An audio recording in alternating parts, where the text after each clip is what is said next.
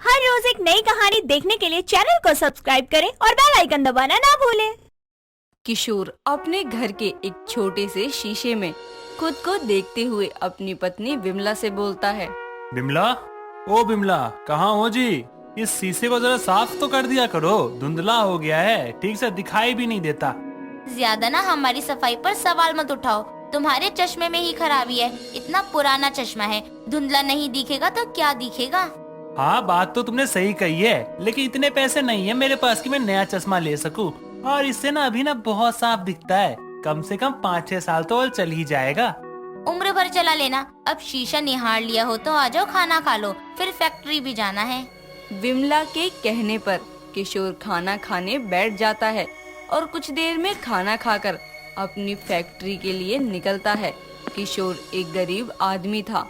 वो अपने ही गांव की एक कपड़ा फैक्ट्री में कपड़ों में नग लगाने और कढ़ाई बुनाई का कारीगर था। रोज की तरह ही आज भी किशोर काम पर आता, लेकिन अचानक ही एक साड़ी में नग लगाने का काम करते हुए उसका चश्मा उसकी आंखों से निकलकर उसके आगे गिर जाता है। अपने चश्मे को अपने हाथों से उठाकर देखने पर उसको पता चलता है कि उसके चश्मे की एक डंडी टूट गई है, जिस पर वो अपने साथ काम करने वाली एक लड़की मधु से बोलता है। मधु बेटी, जरा देखना, मेरे चश्मे की डंडी टूट गई है क्या? हाँ काका, ये तो एक साइड से निकल गई। अब आपको बिना चश्मे के दिखाई भी तो नहीं देता है ना। हाँ बेटिया, अच्छा तुम एक काम करो, कोई रस्सी लेके चश्मे का दूसरा छोर बांध दोगी, मैं किसी तरह ना कान पर अटका लूंगा। ठीक है काका, लेकिन आप नया चश्मा बनवा लो, क्योंकि इससे कितने दिन काम चल पाएगा। इतना कहकर मधु एक धागा चश्मे पर बांध देती है, जिसके बाद किशोर उस चश्मे को कान पर एक तरह अटकाकर पूरा दिन काम करता है और शाम होने पर घर जाकर अपनी पत्नी से बोलता है। बिमला, अरे सुनती हो, कहाँ हो? क्या हुआ जी? क्यों आते ही शोर मचाने लग गए? बताइए क्या हुआ। मेरे चश्मे की एक साइड की डंडी टूट गई है। काम पर तो मैंने जैसे तैसे मधु बिटिया से बोलकर धागा बंधवा कर काम चला लिया, लेकिन अब जरा इस पर ना इलास्टिक बांध दो दोनों साइड से, ताकि निकल ना जाए और गिरे भी ना। पहली बात तो घर में इलास्टिक नहीं है, और इतना झमेला करने से अच्छा नया चश्मा ले लो या इस चश्मे की डंडी लगवा लो। ना ना ना ना, मुझ गरीब के पास ना चश्मा लेने के लिए पैसे वैसे नहीं है। ऐसा करता हूँ ना, कल इसकी डंडी पूछ कर आता हूँ कितने की लगेगी, लेकिन तुम भी ना कल इलास्टिक लाकर घर में रख लेना। ज्यादा महंगी हुई ना डंडी तो मैं नहीं लाने वाला। किशोर इतना बोलकर हाथ मुंह धोने लग जाता है। अगले दिन सुबह उठकर किशोर काम के लिए निकलता है, लेकिन फैक्ट्री पहुंचकर उसके मालिक गोविंद से उसकी टक्कर हो जाती है, जिसमें किशोर का चश्मा निकलकर नीचे गिर जाता है और उसका एक साइड का शीशा टूट जाता है। लेकिन गोविंद ये सब बिना देखे फोन पर बात करते हुए बोलता है।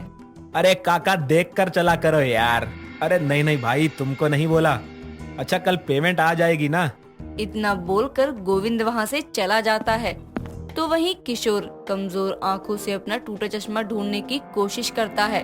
तभी वहाँ मधु आती है और किशोर को ऐसे जमीन पर अपना चश्मा ढूंढते देखकर जल्दी से उसका चश्मा उठाती है और किशोर के हाथ में देते हुए बोलती है।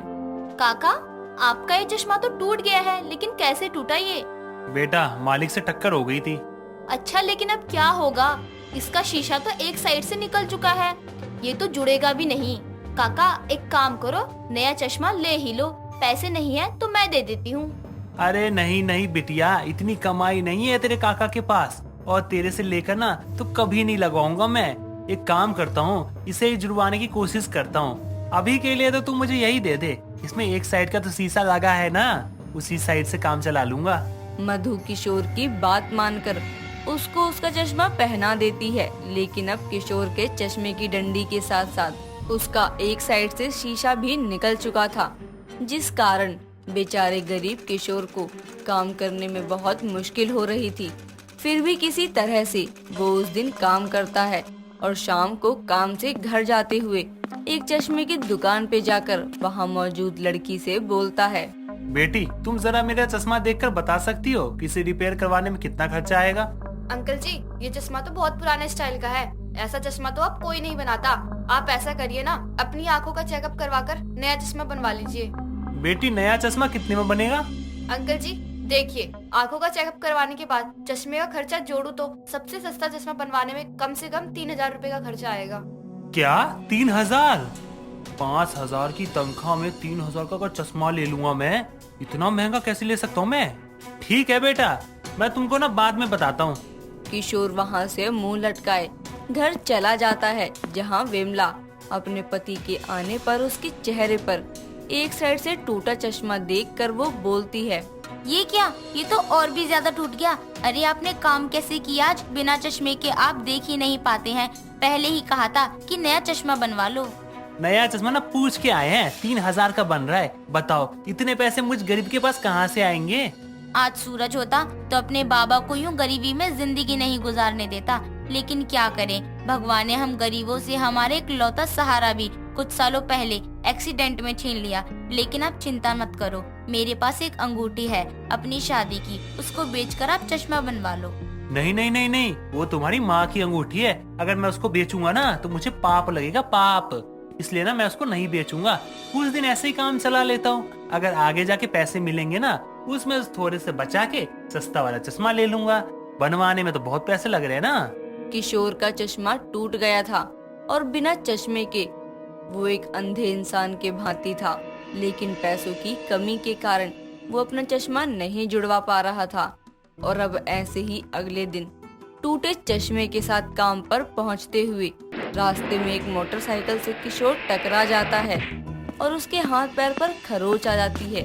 बावजूद इसके वो किसी तरह काम पर पहुंचता है, जहां उसकी ये हालत देखकर मधु बोलती है, अरे काका, ये सब क्या है? हाथ पैर में ऐसे चोट कैसे लगी? बेटी क्या बताऊं, चश्मा टूटने के कारण कुछ दिखता ही नहीं है ढंग से, इसलिए गाड़ी से टकरा गया था। ज्यादा नहीं लगी है, तुम चिंता मत करो। काका बस, अब कितना दुख सहोगे? अरे आपको मालिक से बोलना चाहिए कि आपकी तनख्वाह बढ़ाए। अरे आज के जमाने में कौन 5,000 में काम करता है? आपके जैसा कारीगर इससे ज्यादा तनख्वाह के लायक है। मधु आगे कुछ बोलती इससे पहले वहाँ फैक्ट्री का मालिक गोविंद वहाँ गुस्से में आता है और किशोर से बोलता है, अरे काका, आपसे काम नहीं होता तो काम छोड़ दो ना। अरे मेरे काम की धज्जियां उड़ाने में क्यों लगे हो? आपको पता है कल वाले पीस में सारे नग हट गए। अरे भैया, अभी तो दुकान में ही नहीं पहुंचे थे। अगर ग्राहक उसको खरीद कर ले जाता तो मेरी इज्जत का क्या होता? आपका काम में ध्यान नहीं है क्या?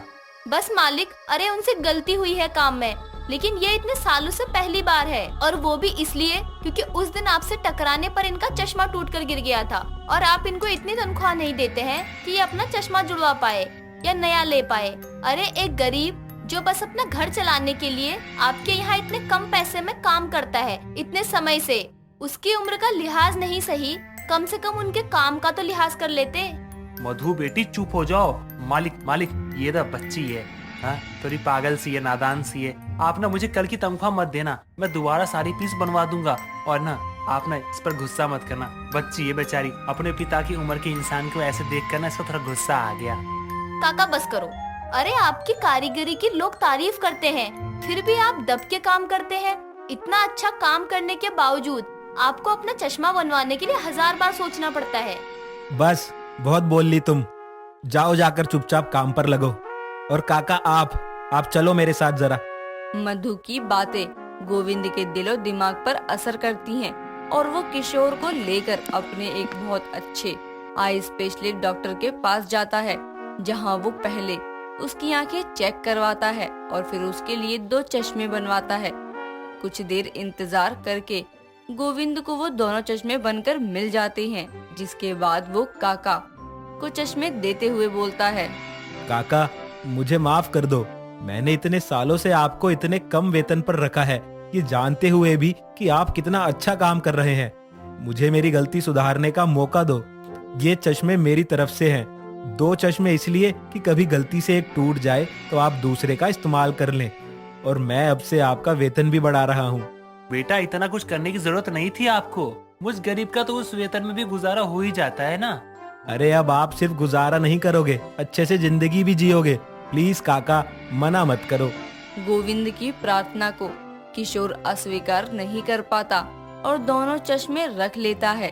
घर जाने पर जब विमला किशोर की आंखों पर नया चश्मा देखती है तो बहुत खुश होती है और अगले दिन फैक्ट्री में किशोर के मुंह से गोविंद के किए के बारे में सुनकर सब गोविंद में आए बदलाव को बहुत सराहते हैं और अंत में गरीब का टूटा चश्मा आखिरकार नए चश्मे में बदल ही जाता है।